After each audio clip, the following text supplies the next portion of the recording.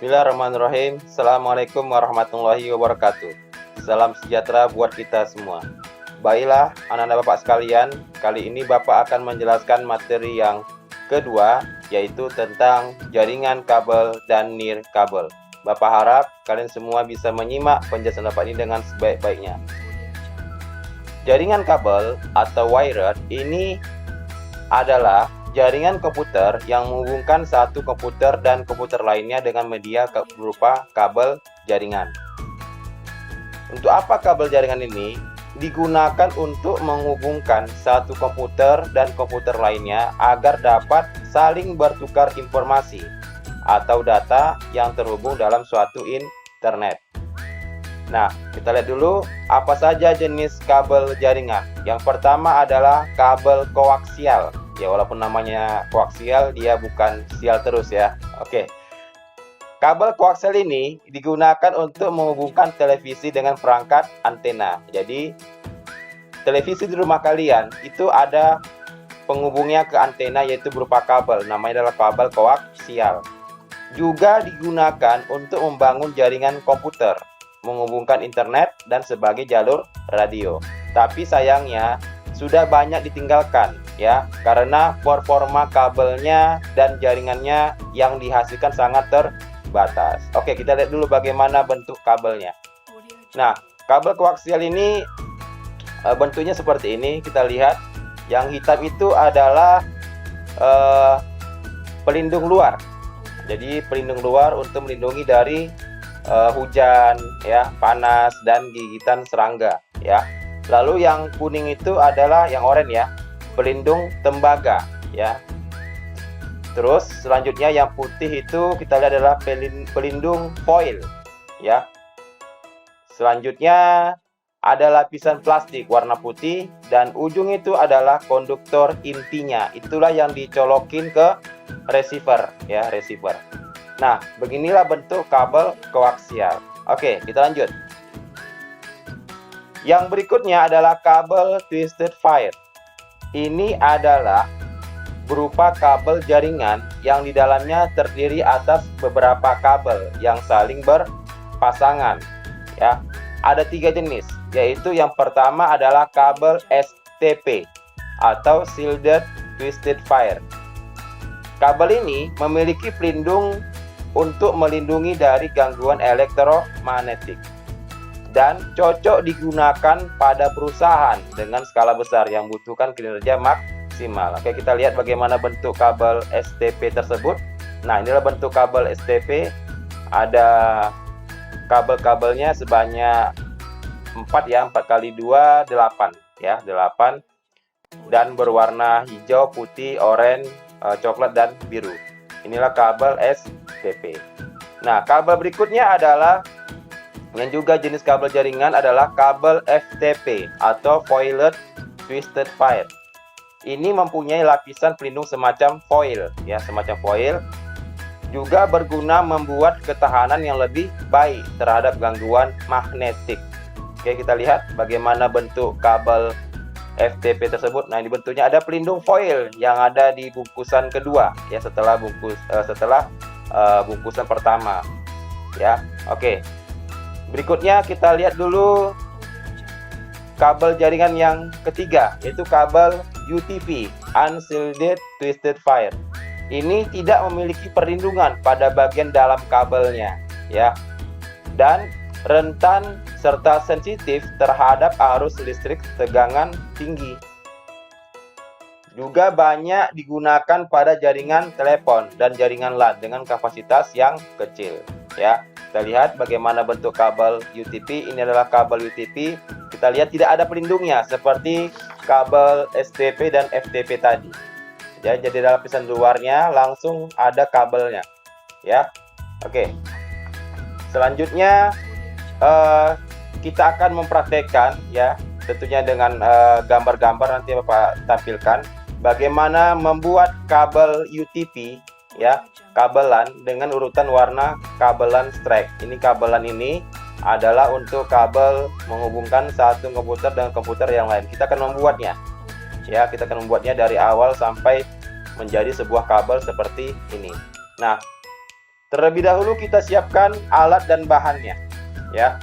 Yang pertama kita butuhkan namanya adalah tang crimping atau crimping tools yang bentuknya seperti ini. Ini adalah sebuah tang khusus untuk membuat kabel UTP. Yang kedua kita lihat adalah konektor RJ45. Nah, ini adalah konektor ya untuk penghubung kabelnya. Ya. Berikutnya alat yang ketiga yang kita butuh adalah kabel UTP atau LAN-nya yang berisi 8 kabel di dalamnya. Nah, ini adalah kabel UTP. Lalu ada panduannya ya. Ada panduan bagaimana urutan warna kabel LAN strike tersebut. Nah, kita lihat urutannya adalah dari pin 1 sampai pin 8. Jadi di konektor RJ45 itu harus kita masukkan warna-warna ini sesuai dengan pinnya. Yang pertama adalah orange putih, orange, hijau putih. Urutan keempat adalah biru. Pin yang kelima biru putih, hijau, coklat putih, dan coklat. Ya. Lalu kita setelah semua alat dan bahannya tersedia, kita akan langsung membuatnya. Langkah kerjanya adalah yang pertama, kita potong panjang kabel sesuai kebutuhan. Kita potong menggunakan tang crimping atau crimping tools. Ya, kita potong sesuai kebutuhan kita. Kemudian yang kedua, kita buka bagian luar ujung kabel UTP-nya ya, kira-kira sepanjang 2 cm. Nah, kita buka ujungnya sehingga terlihat kabel bagian dalamnya yang terdiri dari 8 warna.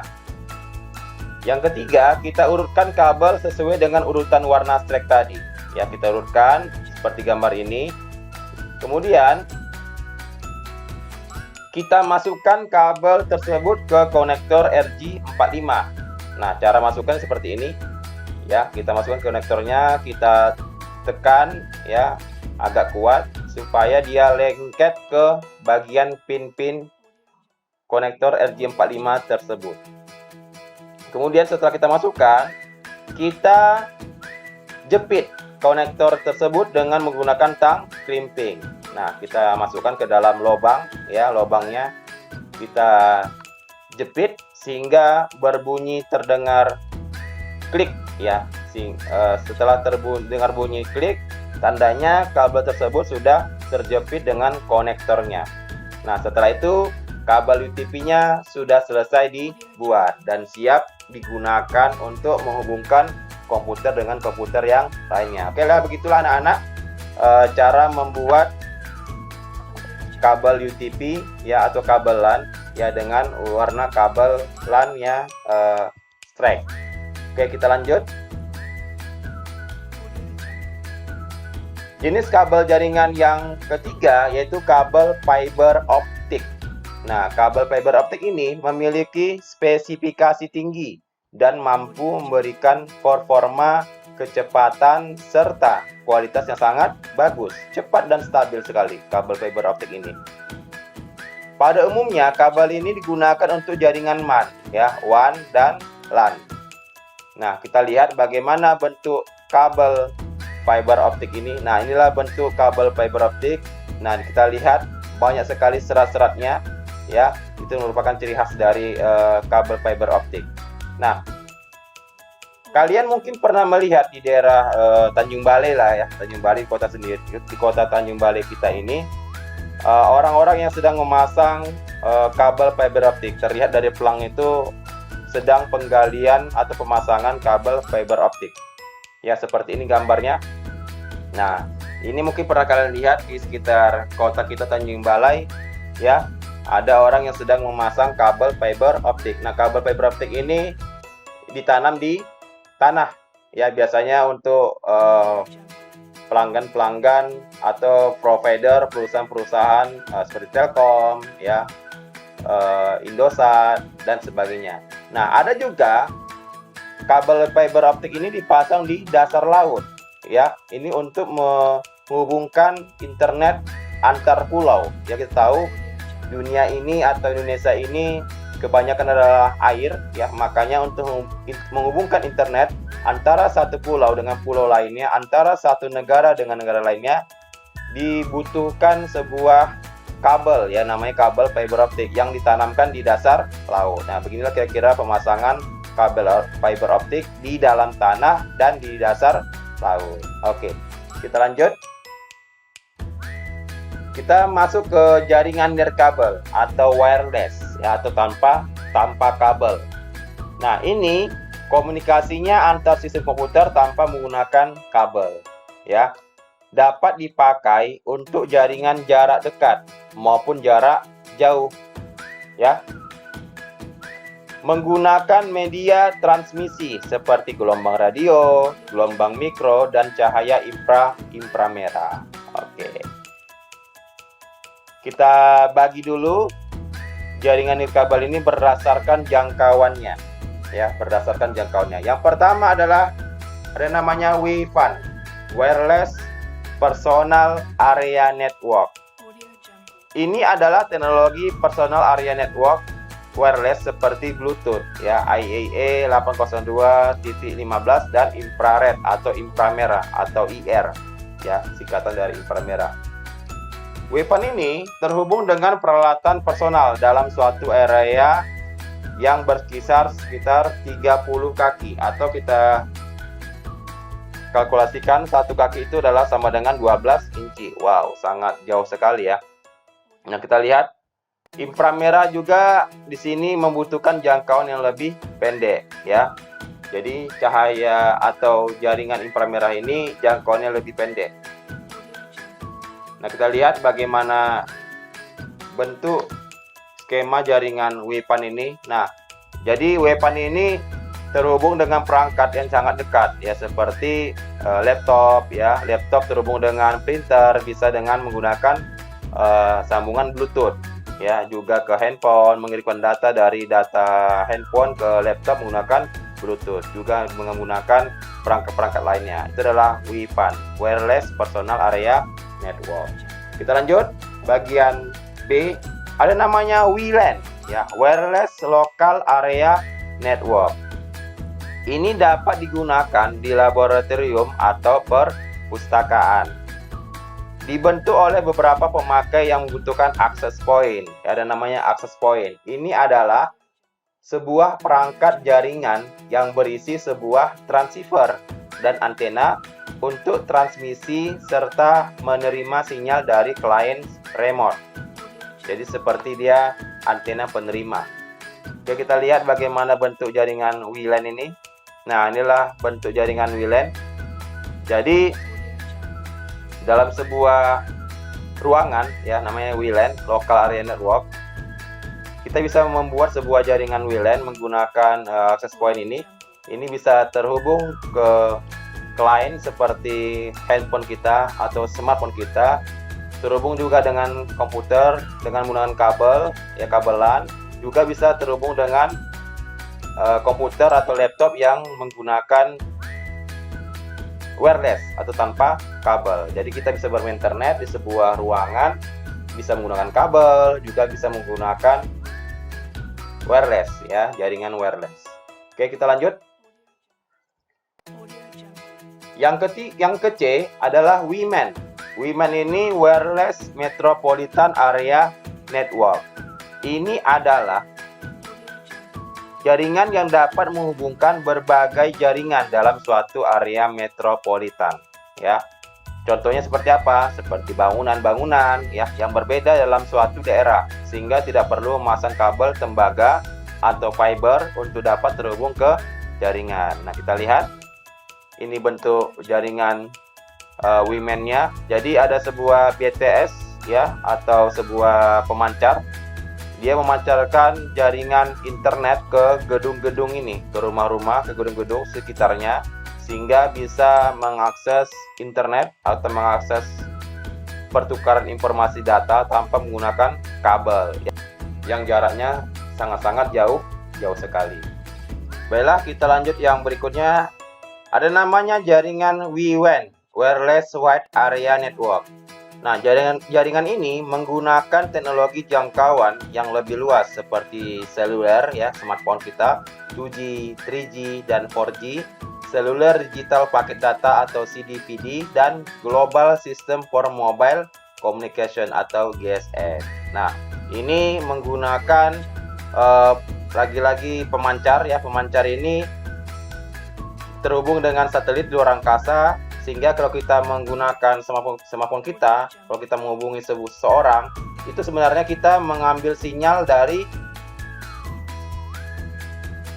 pemancar di sekitar kita, yang dekat dengan kita. Nah, pemancar ini juga terhubung dengan satelit di luar angkasa. Nah, itulah cara kerja dari WIWAN. Selanjutnya, kita beralih ke teknologi wireless, ya, teknologi tanpa kabel. Yang pertama adalah Bluetooth. Oke, Pak yakin kalian sudah paham, sudah kenal dengan Bluetooth. Nah, Bluetooth ini beroperasi dalam pita frekuensi 2,4 GHz. Ya, juga menyediakan layanan komunikasi dengan jarak layanan yang terbatas, ya, sekitar 10 meter, ya, kurang lebih 10 meter. Nah, jadi kita bisa menggunakan teknologi wireless yang bernama Bluetooth ini untuk mengirimkan data ke komputer kita, ke gadget kita, smartphone, ya, juga ada earphone atau headset kita yang sekarang bisa menggunakan teknologi Bluetooth tanpa kabel, ya. Kalau kita pakai kabel kan ribet sekali. Selanjutnya, yang kedua yaitu WiFi. Oke, ini juga sangat-sangat familiar sekali karena sekarang ini apa-apa menggunakan WiFi, ya.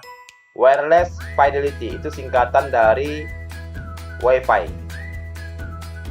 Ini adalah sekumpulan standar yang digunakan untuk jaringan lokal nirkabel, Wireless Local Area Network atau WLAN.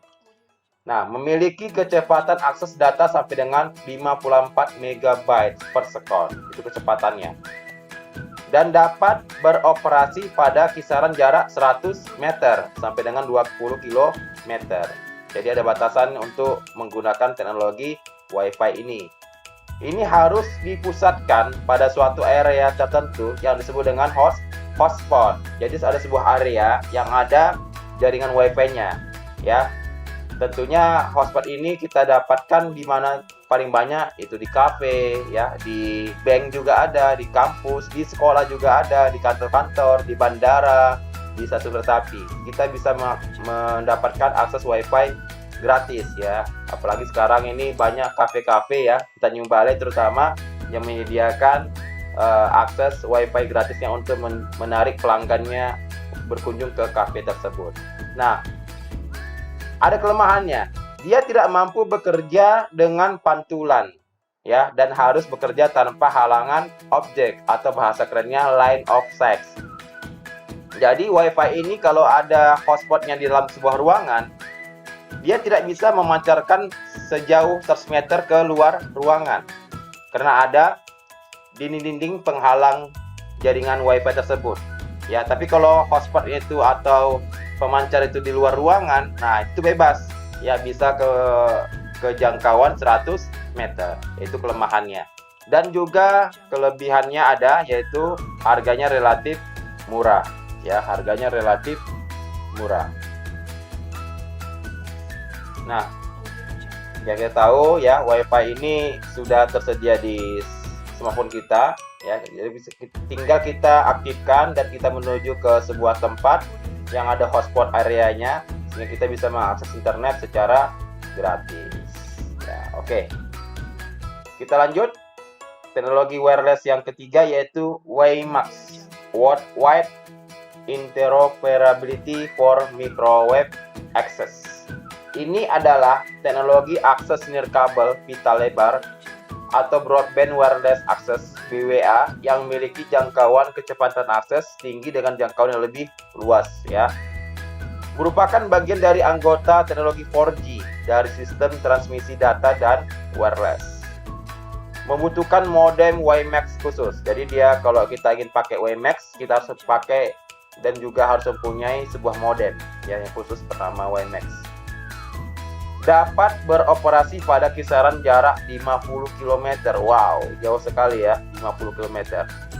Nah, ini memiliki kemampuan untuk melewatkan aneka penghalang seperti gedung atau pohon. Nah, inilah kelebihan dari WiFi tadi, ya. Kalau WiFi dia tidak bisa terhalang dengan penghalang dinding, kalau WiMAX ini tidak peduli ada penghalangnya, dia bisa melewatkan sehingga sinyalnya bisa tembus ke penghalang-penghalang seperti gedung atau pohon, ya. Kehandalan juga lebih baik dibandingkan dengan jaringan WiFi. Nah, WiMAX ini seperti ini kurang lebih bentuk jaringannya. Ada sebuah base station atau pemancar. Ya, dari sinilah dipancarkan jaringan WiMAX ini ke gedung-gedung sekitarnya. Ya, berjarak sampai 50 km. Wow, luar biasa ya. Ke rumah-rumah, ya, ke sekolah, ya, dan ke sekitar sekitar area yang terdapat di base station tersebut. Oke. Selanjutnya kita beralih ke bagaimana perbandingan jaringan kabel dan nirkabel, ya. Kita lihat kelebihan dan kekurangannya. Yang pertama, jaringan kabel atau wired. Kita lihat kelebihan yang pertama, jaringan kabel ini adalah harganya relatif murah, ya. Harganya relatif murah, terjangkau. Yang kedua, tingkat keamanannya relatif tinggi, ya. Yang ketiga, performa jaringannya dan bandwidthnya. Bandwidthnya adalah kecepatan akses internetnya, kecepatan akses jaringannya. Ini lebih tinggi dan lancar karena pakai kabel, ya. Kalau pakai non kabel itu bisa terganggu dengan sinyal-sinyal sekitarnya. Yang keempat, proses instalasinya sangat mudah. Kalau kita ingin membuat sebuah jaringan pakai kabel tuh mudah sekali membuat jaringannya.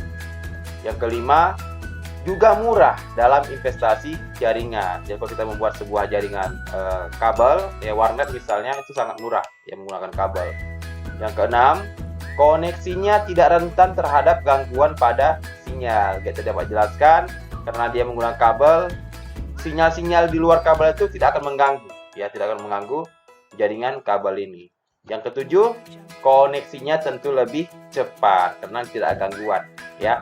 Nah, di samping ada kelebihannya, tentu ada kekurangannya. Kita lihat. Yang pertama adalah keamanannya akan hilang pada saat kabel jaringan dipotong, ya pasti. Kalau kabel yang dipotong pasti keamanannya, ya, security-nya akan hilang total. Ya, namanya dipotong jaringannya. Oke. Yang kedua, jangkauannya dan akses kliennya atau akses untuk yang menggunakan jaringan ini sangat-sangat terbatas karena menggunakan kabel. Semakin panjang jarak yang mengakses, maka semakin panjanglah kebutuhan kabel tersebut, ya. Yang ketiga, sulit, ya, dan butuh biaya yang cukup mahal untuk memperluas jaringan. Jadi kalau hanya satu ruangannya kecil, tentu biayanya sangat murah. Tapi kalau ruangan gede, ya sebesar aula misalnya, tentu butuh biaya yang sangat besar dan juga cukup mahal sekali, ya.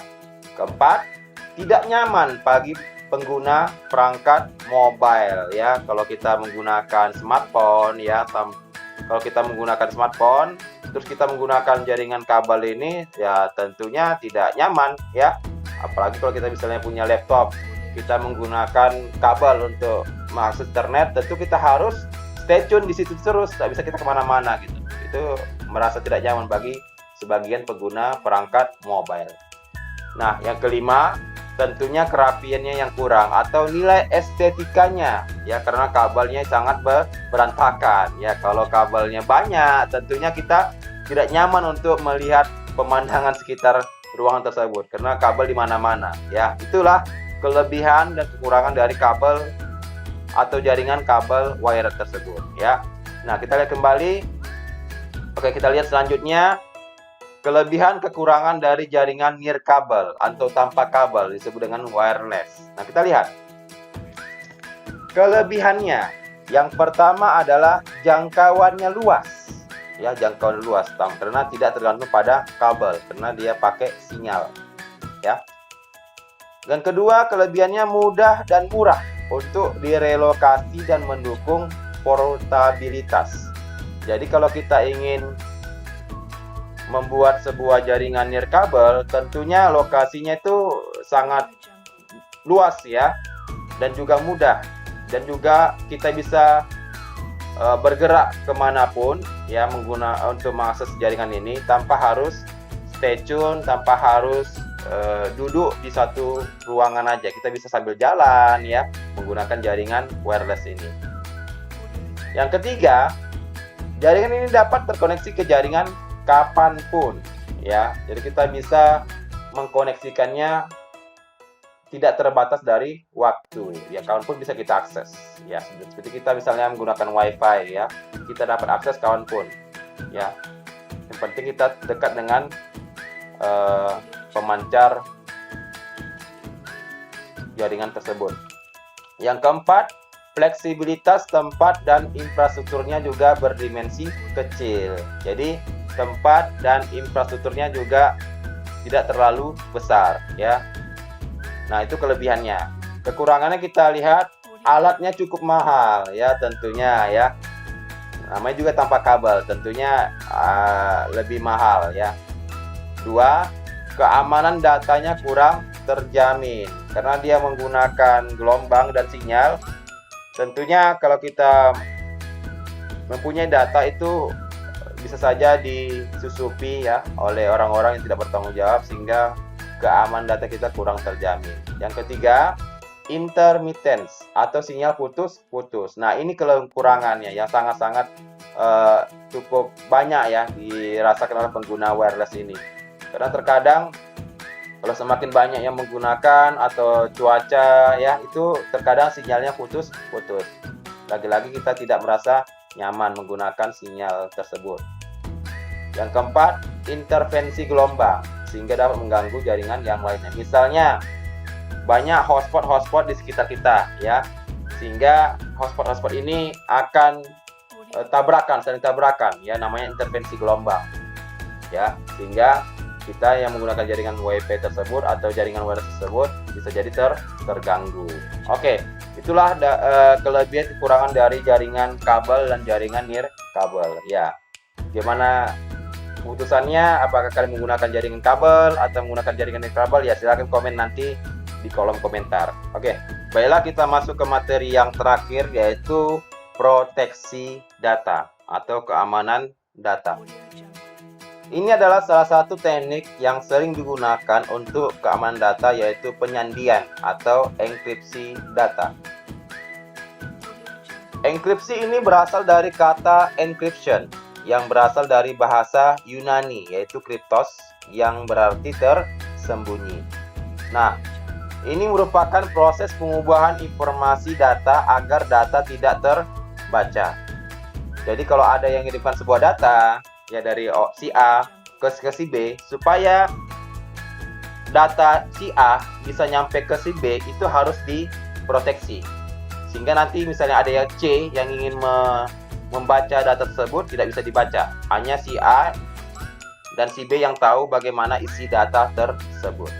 Nah, kita lihat dulu bagaimana cara kerja enkripsi data ini. Ini sebelum dienkripsi, data-data kita itu masih mentah ya. Data-data kita itu masih asli, original, itu disebut dengan plain text. Kemudian data tersebut dienkripsi menggunakan algoritma enkripsi serta kunci enkripsi. Jadi menggunakan langkah-langkah atau algoritma enkripsi sehingga dikunci dulu sebelum sampai ke penerima. Algoritma ini terdiri atas 2 jenis. Yang pertama kita lihat adalah ada namanya algoritma symmetric key. Ini adalah menggunakan kunci enkripsi yang sama untuk melakukan enkripsi dan dekripsi data. Nah, kita lihat bagaimana skemanya. Nah, ini adalah skema algoritma symmetric key. Jadi, seseorang pengirim pesan ya, sebelum sampai ke penerima, pesan tersebut akan dienkripsi atau disandikan. Nah, kemudian si penerima akan mendeskripsikan karena dia mempunyai sebuah key ya, sebuah kunci untuk menerima pesan tersebut. Setelah dideskripsikan atau dirubah kembali ke pesan yang sebenarnya, maka penerima bisa membaca pesan tersebut. Ya, jadi sebelum sampai pesan ini ke penerima, pesan tersebut disandikan dulu supaya tidak bisa dibaca oleh orang lain. Oke, itulah algoritma symmetric key. Jadi si pengirim dan penerima sama-sama menggunakan kunci yang sama, sama-sama mempunyai password yang sama. Ya, oke, kita lanjut. Yang kedua, ada namanya algoritma asymmetric key. Ini adalah menggunakan kunci enkripsi berbeda untuk enkripsi dan deskripsi data. Jadi si penerima dan si pengirim ini mempunyai kunci yang berbeda. Biasanya disebut dengan public key cryptography. Nah, kita lihat bagaimana skemanya. Oke, inilah skema atau algoritma dari asymmetric key. Nah, si pengirim mengirimkan pesan, dienkripsi dulu, ya dekripsi, baru si penerima akan menenkripsikan pesan tersebut dengan menggunakan kunci privatnya, kunci pribadinya. Ya, kuncinya yang berbeda antara si pengirim dan si penerima. Oke, begitulah cara kita untuk melindungi data kita sehingga kita bisa mengamankan data kita ketika kita mengirimkan sebuah data atau sebuah pesan ke seseorang, sehingga orang lain yang tidak berhak untuk membaca data kita tidak akan bisa membaca pesan yang kita kirim ke orang yang kita tuju. Baiklah anak Bapak sekalian, demikianlah penjelasan dari Bapak untuk materi yang kedua ini. Mudah-mudahan bisa dimengerti.